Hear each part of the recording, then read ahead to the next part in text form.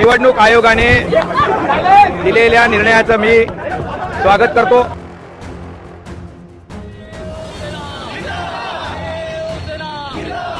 सत्याचा विजय झालाय. बाळासाहेबांच्या विचारांचा विजय झालाय. पण ज्यांनी चोरले त्याला माहिती नाही, त्यांनी मधमाशांच्या पोळ्यावरती दगड मारलेला आहे. आजपर्यंत त्यांनी मधमाशांनी जमवलेल्या मनाचा स्वाद घेतलेला, पण मधमाशीचा डंक अजून त्यांना लागलेला नाही. तो डंक आता मारायची वेळ आलेली आहे.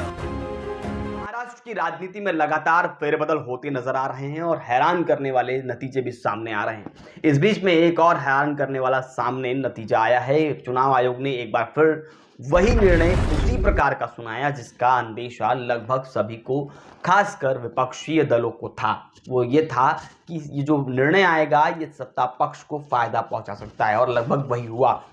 धनुष बाण जो चिन्ह था, पहले कभी शिवसेना जब गुट में तब्दील नहीं हुई थी तब उसका हुआ कर रहा था, और अब शिंदे गुट के पास यह आधिकारिक रूप से चला गया है.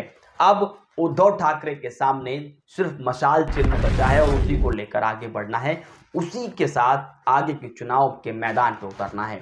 लेकिन दूसरी तरफ राजनीति में क्या कुछ फेरबदल हुआ है और जनता किस तरफ ज्यादा जाने के लिए उतारू है, आखिर माहौल में क्या कुछ परिवर्तन आ रहा है, उद्धव बाला साहब ठाकरे की विजय होते उनके साथ जो उनके कार्यकर्ता हैं उनकी दशा क्या है, और ये जानते हैं कि आखिर जो एकनाथ शिंदे हैं वर्तमान मुख्यमंत्री उनकी दशा क्या है. आइए इस पूरी बात को ठीक समझते हैं. सबसे पहले उद्धव बाला साहब ठाकरे का गुट, यानी पहले जो शिवसेना थी उसे तोड़ दिया गया और शिंदे ने अपने तरफ खींच लिया. उसमें से कई सारे खासदार चले गए और एमएलए की कहानी तो आप जानते ही हैं, गुवाहाटी आदि की यात्रा. इस बीच में वह उन्होंने जब किया तो उसके बाद जनता के बीच उनकी एक अलग छवि, किसकी, उद्धव बाला साहब ठाकरे की एक छवि बनती जा रही थी, क्योंकि वो पहले मुख्यमंत्री थे. उनके साथ धोखा हुआ, ऐसा उनके और उनके लोग उनके तरफ से भी, यानी उस समय के तत्कालीन शिवसेना जो बटी हुई नहीं थी उसके प्रमुख उद्धव ठाकरे के साथ में सिंपैथी के रूप में उनके कार्यकर्ता लगातार ये बात कह रहे थे, आक्रोश में कह रहे थे कि ये धोखा दिया गया है और नई सरकार का गठन कर दिया गया है. इस बीच मुख्यमंत्री पद उन्हें छोड़ना पड़ा तो सिंपैथी जिस प्रकार से उनको मिलनी थी, सहानुभूति, वो भर भर कर मिली, संपूर्ण महाराष्ट्र से मिली, और वो इतनी इस कदर मिली कि शिवाजी मैदान पर जो रैली हुई उसमें साफ तौर पर नतीजा देखा गया कि उद्धव बाला साहब ठाकरे के प्रति कार्यकर्ता और आम जनता अत्यधिक पूरी ताकत के साथ उस मैदान पर पहुंची. इसके अलावा कई सारे मोर्चे हुए, उसमें भी जनता इनके साथ खड़ी नजर आई.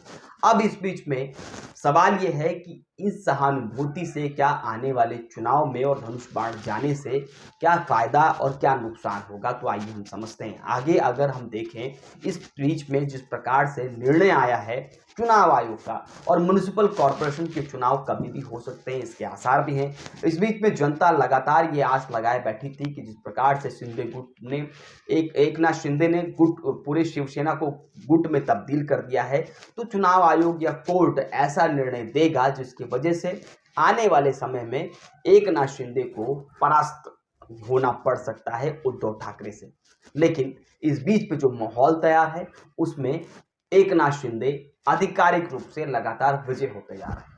पहले शिवसेना को बांटने के बाद धनुष बाण फ्रीज करना, और अब धनुष बाण उनके पक्ष में चले जाना, कहीं ना कहीं कार्यकर्ताओं के अंदर जो ऊर्जा थी, जो क्रोध था, जो आक्रोश था, वो अब 2 गुना तब्दील होता नजर आ रहा है. तभी तो आज मातोश्री से लेकर दादर के शिवसेना भवन तक लगातार जिस प्रकार से कार्यकर्ताओं का हुजूम उमड़ पड़ा है, वह यह बता रहा है कि आचार संहिता वाले माहौल में भी कार्यकर्ताओं में कितनी ऊर्जा है और उद्धव बाला साहब ठाकरे के प्रति किस प्रकार की सहानुभूति है. और इस सहानुभूति का स्तर लगातार कार्यकर्ता जमीनी स्तर पर जो काम करते हैं उनके अंदर बढ़ रहा है.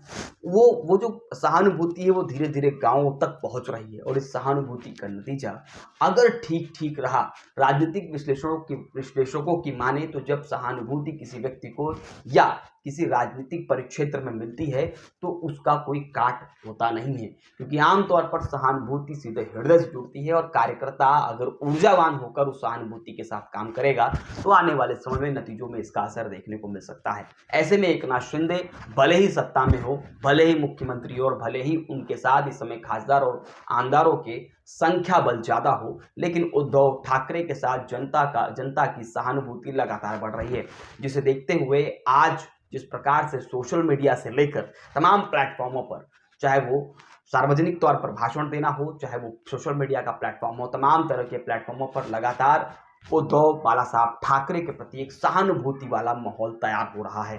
ऐसे में आने वाले समय में सहानुभूति वाले माहौल से उद्धव बाला साहब ठाकरे गुट को फायदा हो सकता है और एकनाथ शिंदे मुख्यमंत्री होने के बावजूद, केंद्र से लेकर राज्य की सरकार उनकी तरफ मोहित है, उसके बावजूद नुकसान देखना पड़ सकता है। अब देखना ये होगा कि इस पूरे माहौल के बीच में आने वाले समय में मशाल चिन्ह के साथ इस सहानुभूति को वोट में कितना उद्धव बाला साहब ठाकरे कन्वर्ट कर पाते हैं और कितना एकनाथ शिंदे इन चुनौतियों को अपने पक्ष में लेकर खुद विजेता की पक्ष चिन्हों का अवलोकन कर पाते हैं। आज के लिए धन्यवाद।